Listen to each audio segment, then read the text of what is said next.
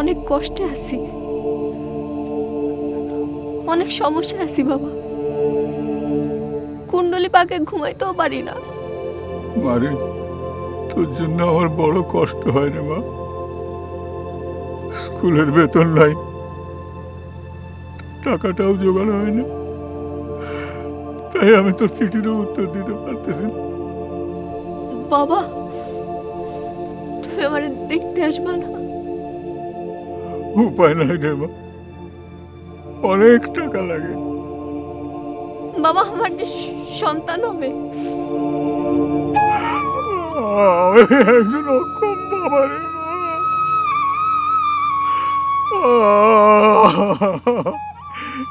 এই পাটিগণিতের অঙ্কগুলোর মতন আমি যদি জীবনটারও সমাধান করতে পারতাম রে মা।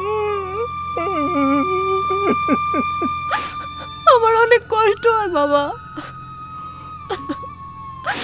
তোমাদের জামাই আমার অনেক কথা শোনায়।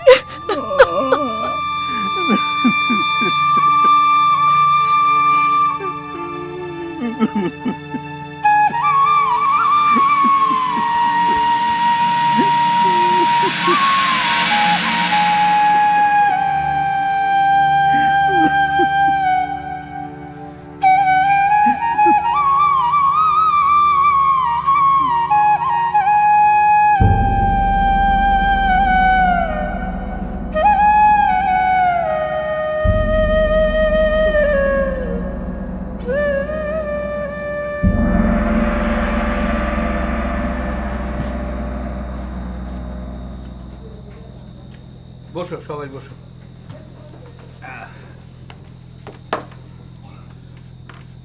সবাই বাড়ির কাজ করেছো তো?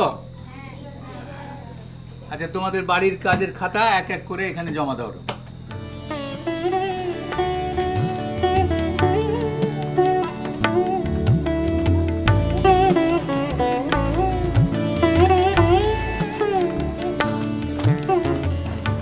আচ্ছা, তোমাদের মধ্যে কেউ আছো কি যে বাড়ির কাজ করো নাই?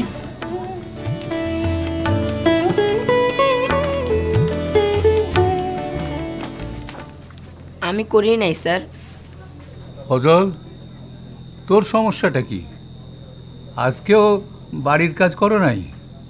এরকম করলে তো তুই গাড্ডায় যাবি।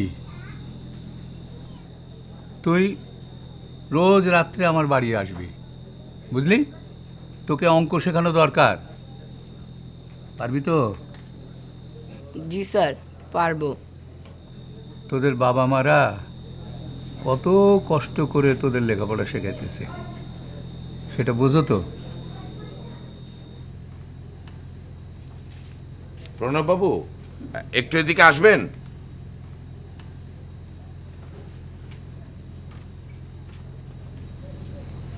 আজিজ স্যার, কিছু বলবেন?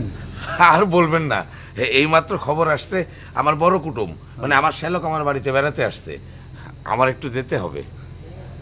আপনার ক্লাসটা নিতে হবে, এই তো? জি জি। ঠিক আছে।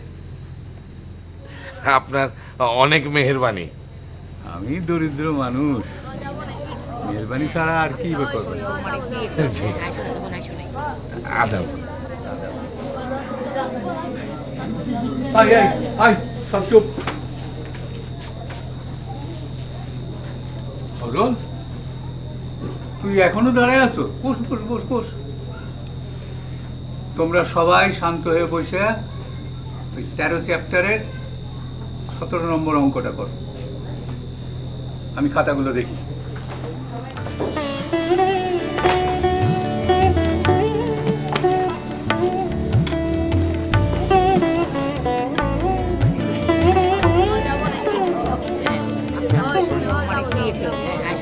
এই, কোনো কথা না, অঙ্ক করো।